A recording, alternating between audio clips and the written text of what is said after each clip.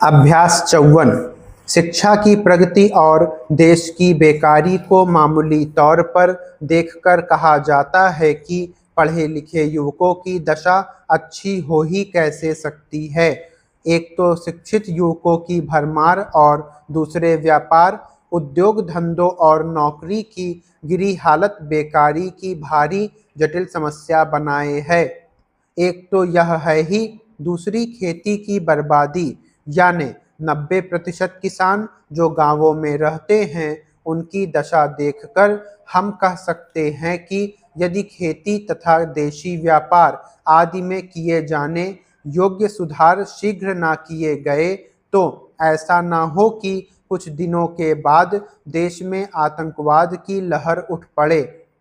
इसमें संदेह नहीं है कि कांग्रेस मंत्रिमंडलों ने जो कुछ किया है वह जहां तक हो सका है किसानों की भलाई के लिए किया और इसमें संदेह करने की कोई आवश्यकता नहीं है कि जितने समय के लिए ये नियुक्त किए गए हैं यदि उतने समय तक रह गए तो देश के बड़े बड़े सवाल हल करने का भरसक प्रयत्न होगा।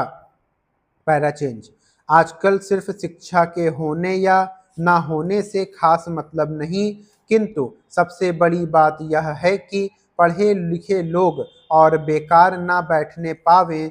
क्या हम नहीं कह सकते कि बेकारी का संबंध देशी व्यापारादि से है, जिसकी जिम्मेदारी सरकार पर बहुत अधिक है।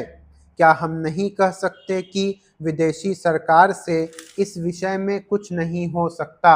यथार्थ में मैं कह देना चाहता हूं कि हमारे औद्योगिक और व्यापारिक पतन का कारण हमारी दासता है।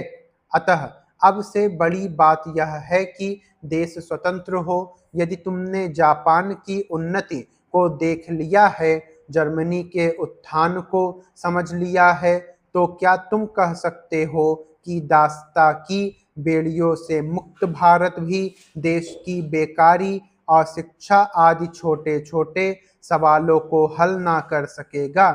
पैराचेंज।